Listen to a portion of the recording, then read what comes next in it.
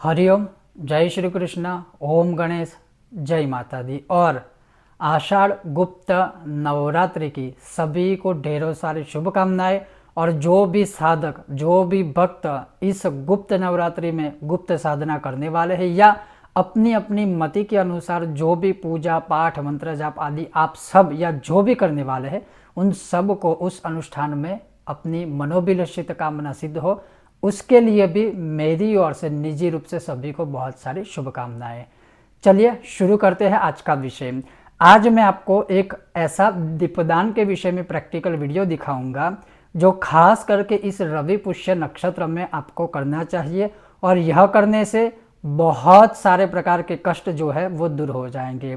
यह एक दिन का सिर्फ प्रयोग है, खास करके रवि पुष्य नक्षत्र में। और आप चाहो तो अमावस्या की रात्रि को भी शिवालय में इसी प्रकार से आप दीपदान कर सकते हो, या अपने घर में शिवलिंग के सामने भी कर सकते हो। लेकिन खास करके जो मैं आपको यह प्रयोग बताने वाला हूँ वो इस 11 जुलाई रवि पुष्य नक्षत्र में अपने घर के मंदिर में या किसी भी मंदिर में इस प्रकार दान आप दीप का कर सकते हो, या अपने घर में ही इसी प्रकार से दीपदान करने के बाद उसी दीप के सामने आप मंत्र जप पूजा पाठ साधना या कोई भी भक्ति भावपूर्वक आपको जो भी पूजा आदि करनी है या नित्य पूजा भी आप चाहो तो कर सकते हो।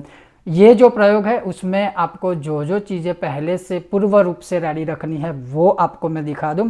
उससे पूर्व आपको बता दूं कि यहाँ पर जो मैं आपको प्रैक्टिकली दीपदान बताऊंगा, जो दीपदान दिखाऊंगा, वो केवल वीडियो बनाने के लिए, आप सबको दिखाने के लिए यहाँ पर मैं आपको दिखाने वाला हूँ। किंतु आपको इसी प्रकार से किसी भी मंदिर में, शिवालय में, या फिर आप अपने घर के ही मंदिर में इसी प्रकार से भगवान के सामने दीपदान कर सकते हो। और ये जो दीपदान है बहुत महत्वपूर्ण दीपदान है। तंत्र मार्ग में, मंत्र मार्ग में, सात्विक साधना में, मांत्रिक उपासना में, किसी भी प्रकार की, जैसे सात्विक राजसी या तामसिक किसी भी प्रकार की साधना में सर्वश्रेष्ठ दीपदान कहा गया है। और इस प्रकार से दीपदान करने मात्र से शत्रु बाधा से मुक्त हो जाओगे, रोगों से पीड़ित हो तो वो भी सब नष्ट हो जाएगा। अर्थात रोग को, अगर आप किसी भी प्रकार की आकस्मिक बीमारी से पीड़ित हो तो उसमें भी कहीं ना कहीं आपको राहत मिलेगी। और जो भी आपके रुके हुए कार्य है वो भी कार्य सफल होने के द्वार खुल सकते हैं और बहुत प्रकार के आपको लाभ हो सकते हैं। तो जैसे मैं आपको प्रैक्टिकली वीडियो में दिखाऊंगा वैसे ही आप 11 जुलाई को किसी भी समय, अगले दिन रात करीब 2:30 बजे से पुष्य नक्षत्र आरंभ होगा और दूसरे दिन करीब रात 2:30 से 3:30 बजे तक के आसपास का जो समय है उस समय पर यह पूर्ण होगा। आप चाहो तो मैं कहूँगा पूरा दिन अखंड दीपदान भी कर सकते हो भगवान के सामने। सिर्फ एक दिन के लिए आप अखंड दीप भी प्रज्वलित कर सकते हो। जिस प्रकार से मैं आपको दिखाऊं उस प्रकार से आप दीपदान करिए और केवल 1 या 2 श्लोक बोल के दीप नारायण को नमस्कार कीजिए। उससे पूर्व अधिक और एक बात बताऊं, आप चाहो तो 2 दीपदान कर सकते हो। जैसे मैं कई बार बोल चुका हूं कि भगवान की राइट हैंड साइड घी का दीपक, गाय के घी का दीपक, और भगवान की लेफ्ट हैंड साइड आप तेल का दीपक प्रज्वलित कर सकते हो। शत्रु से पीड़ित हो तो आप सरसों के तेल का, और लक्ष्मी की प्राप्ति करनी है तो तिल के तेल का दीपक प्रज्वलित कर सकते हो। किंतु इस केवल एक मात्र दीपदान से भी आपके सभी कार्य सफल हो सकते हैं। तो अब वह देखिए पूर्व तैयारी में आपको क्या करना है, अब वो मैं आपको इस वीडियो में प्रैक्टिकली दिखा दूँ। तो आप यहाँ पर अब देख सकते हो बहुत सारी चीज़ों की आवश्यकता नहीं है, कुछ पूजा की सामग्री इत्यादि किसी भी चीज़ की आवश्यकता नहीं है। केवल आपको पहले से पूर्व एक दीप रेडी रखना है। जैसे यहाँ पर चांदी का दीपक मैंने लिया है, आप चाहो तो मिट्टी का भी ले सकते हो, चांदी का भी ले सकते हो, ताम्र का भी ले सकते हो, आप सुवर्ण आदि का भी चाहो तो ले सकते हो। मैंने पहले से ही एक बाती रेडी करके यहाँ पर रखी है और प्लेट में मैंने दिया रखा है। आप अपनी सुविधा अनुसार या अपने नित्य पूजा पाठ के मंदिर के अनुसार आप रख सकते हो। फिर यहाँ पर मैंने केसर लिया है। हालांकि मैं बता दूँ इतना सारा केसर नहीं डालना है, लेकिन मैंने यहाँ पर केसर लिया है। यहाँ पर आप देख सकते हो मैंने कुछ लौंग लिए हैं। यहाँ पर आप देख सकते हो मैंने कुछ लौंग लिए हैं जिसे लविंग भी कहते हैं, ये लिए हैं। एक मैच बॉक्स लेनी है, थोड़ा सा घी लेना है। मैं फिर से कह दूँ ये एक वीडियो बना रहा हूँ इसलिए प्रैक्टिकली आपको दिखा रहा हूँ। आपको अपनी सुविधा के अनुसार, समय देश काल के अनुसार ही सामग्री का प्रयोग आपको करना है। तो सबसे पहले जो आपने दिया रेडी किया है उसमें थोड़ा सा इस प्रकार से, जैसे मैंने कहा कि अखंड दीपदान करते हो तो उस प्रकार से अखंड दीप का प्रयोग कीजिए, जिसमें लंबे समय तक दीप चल सके। ये मैं आपको केवल एक वीडियो के लिए ही बता रहा हूँ।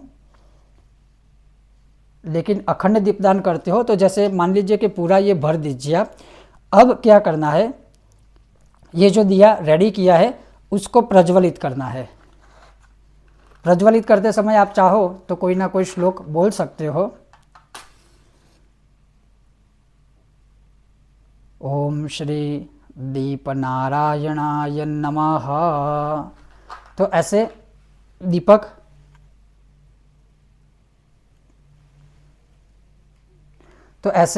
प्रज्वलित कर दे। तो इस प्रकार से दीपक प्रज्वलित कर लीजिए। अब देखिए, दीपक प्रज्वलित कर लेने के बाद अब आप यहाँ पर देख सकते हो मैंने थोड़ा सा केसर लिया है, आप यहाँ पर देख सकते हो। अब केसर इसमें डालने के लिए आप या तो इस प्रकार से 3 उंगली का प्रयोग कीजिए, या तो आप ऐसे भी उंगली का प्रयोग कर सकते हो। यहाँ पर मैंने 2 से 3 तंतु केसर के लिए है। अब ये जो दीप प्रज्वलित किया है तो उसमें साइड में आपको यह केसर के जो तंतु लिए हैं वो ऐसे डाल दीजिए। ये एक्चुअली घी थोड़ा कम है क्योंकि वीडियो बना रहा हूँ इसलिए, लेकिन जब ज़्यादा घी होगा तो सीधा केसर उसमें जाएगा और जैसे जैसे ये घी पिघलने लगेगा वैसे ही केसर उसमें मिश्र हो जाएगा। तो आप देख सकते हो मैंने 3 से 4 तंतु केसर के उसमें ऐड किए। और ठीक वैसे ही ज़्यादा नहीं, सिर्फ 2 लौंग लेकर इसमें आप ऐसे डाल दीजिए। तो आप पूरा अब देख सकते हो घी, गाय का घी लिया है, बाती जैसे नॉर्मल होती है उसी प्रकार से। हो सके तो रेडीमेड की बजाय अपने हाथों से बनाने की कोशिश कीजिए, क्योंकि अपना हाथ जगन्नाथ, हाथों से कुछ भी बनाया हुआ भगवान को बहुत प्यारा लगता है। तो आप देख सकते हो 2 लौंग डाले हैं और उसमें थोड़ा केसर डाला है। तो इस प्रकार से दीप प्रज्वलित करके पूरी प्लेट के साथ या तो सिर्फ दीपक जो है वो आप अपने मंदिर में भगवान के सामने रख सकते हो, या शिवालय में भगवान शिव जी के सामने भी यह दीपक रख सकते हो। अब यहाँ पर मैंने ताम्र का भी लिया है, आप देख सकते हो। तो अगर आप पितरों के लिए भी इसी प्रकार से दीपक प्रज्वलित करके रखना चाहते हो, तो अगर आपके पितरों की, हमारे जो पितर होते हैं जिनका स्वर्गवास हुआ होता है, तो आप उनके लिए भी इसी प्रकार से एक ताम्र के दीप में ऐसे ही एक दीपक रेडी करके या तो उनकी तस्वीर के आगे लगा सकते हो, या तो पीपल के पेड़ के जड़ों में, मूल में भी आप चाहो तो इसी प्रकार से दीप प्रज्वलित कर सकते हो। आप फिर से देख सकते हो, कुछ नहीं करना है, एक दीप ऐसे पहले से रेडी रखिए, उसमें एक बाती रखिए। अब यहाँ पर बहुत लोग पूछते हैं कि लेटी हुई बात रखिए या खड़ी हुई, तो ना लेटी हुई ना खड़ी हुई, नॉर्मल आपको जो भी सही लगे वो आप रख सकते हो। इसमें लेटी हुई बात है, खड़ी हुई बात है, ऐसा कुछ भी नहीं होता है। तो आप इस प्रकार से दीपक प्रज्वलित कीजिए, कुछ ज़्यादा सामग्री की आवश्यकता नहीं है। और ये जो दीपक है वो पूरी प्लेट के साथ या सिर्फ दीपक आप अपने भगवान के सामने या मंदिर के सामने ऐसे ही रख दीजिए। तो आपने देखा, बहुत सिंपल है, सिर्फ 2 मिनट की साधना है, 2 मिनट का प्रयोग है। तो जैसे मैंने आपको बताया कि ये जो पूरी दीप की जो प्लेट है, जो पूरा दीप है, वो आप अपने मंदिर में भगवान के सामने रख दीजिए। शिवालय में रखते हो तो शिव जी के सामने रख दीजिए, और पितरों के लिए रखते हो तो पितरों की तस्वीर के सामने या पितरों का स्मरण करके एक एक्स्ट्रा अधिक दीपक आप उनके लिए भी प्रज्वलित कर सकते हो। और जब आप यह दीपक भगवान के आगे रखते हो, दोनों आंखें बंद करके, आप वैसे तो दीप नारायण का कोई भी श्लोक बोल सकते हो, लेकिन जो उत्तम है, जो सर्वसिद्ध प्रयोग है और एक वैदिक मंत्र का पुराणोक्त किया हुआ एक श्लोक है, वो मैं आपको सुनाऊंगा। बहुत उत्तम श्लोक है। तो बस ये 1 या 2 श्लोक बोल के उन दीप नारायण को नमस्कार कीजिए, और नमस्कार करके आपको बोलना है, ओम अग्नि ज्योति रवि ज्योति चंद्र ज्योति तथैव च उत्तमः सर्वज्योतीनां दीपोऽयं प्रतिगृह्यताम्। श्री दीपनारायणाय नमः। इसके अलावा और भी एक जो प्रसिद्ध श्लोक है जो ज़्यादातर सभी को आता है, आप वो भी बोल सकते हो। ओम शुभम करोतु कल्याणम आरोग्यम धन संपदा शत्रु बुद्धि विनाशाय दीपज्योति नमोस्तुते श्री दीपनारायणाय नमः। बस आप इसमें से कोई भी श्लोक ले सकते हो। हालांकि शुभम करोतु कल्याणम में कहीं पर शुभम करोति कल्याणम भी लिखा हुआ है, लेकिन जैसे आपको यह श्लोक आए तो आप बोल सकते हो, या आप दीप नारायण भगवान का कोई भी श्लोक अगर आपको आता हो तो बोल सकते हो।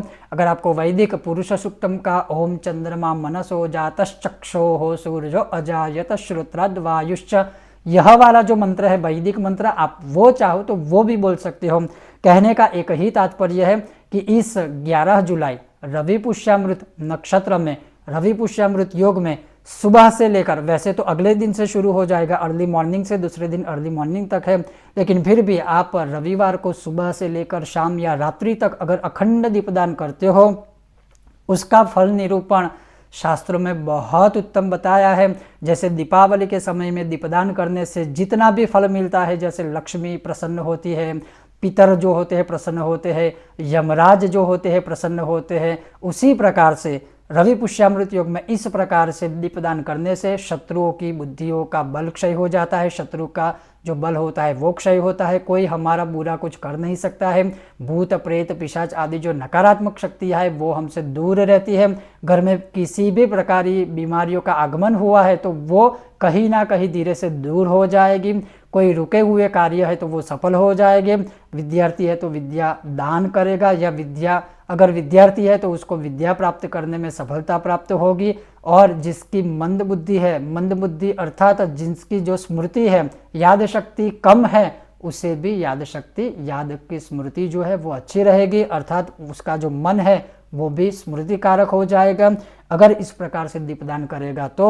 और फिर से कह दूं, यह जो दीपदान है वो देश काल समय अनुसार किया जाता है, तो उसी प्रकार से करें, अर्थात रवि पुष्य नक्षत्र योग जो है वो सभी देशों में है, सभी देश काल के अनुसार ज़्यादातर है, तो आप इस प्रकार से दीपदान कर सकते हो। ये था विशेष प्रयोग आप सबके लिए। आपको यह विषय वीडियो कैसा लगा अवश्य हमें बताइए। अगर आपको यह विषय और वीडियो पसंद आता है तो बिना भूले हमारी वीडियो को लाइक करें, ज़्यादा से ज़्यादा शेयर करें और हमारे चैनल को सब्सक्राइब करें। आप सबका बहुत बहुत धन्यवाद। जय श्री कृष्ण, ओम गणेश, जय माता दी। एक बार फिर से आप सभी को आषाढ़ी गुप्त नवरात्रि की ढेरों सारी शुभकामनाएं। आप सब स्वस्थ रहिए, अपनी भी सुरक्षा कीजिए और अपने परिवार की भी सुरक्षा कीजिएगा। ओम गणेश।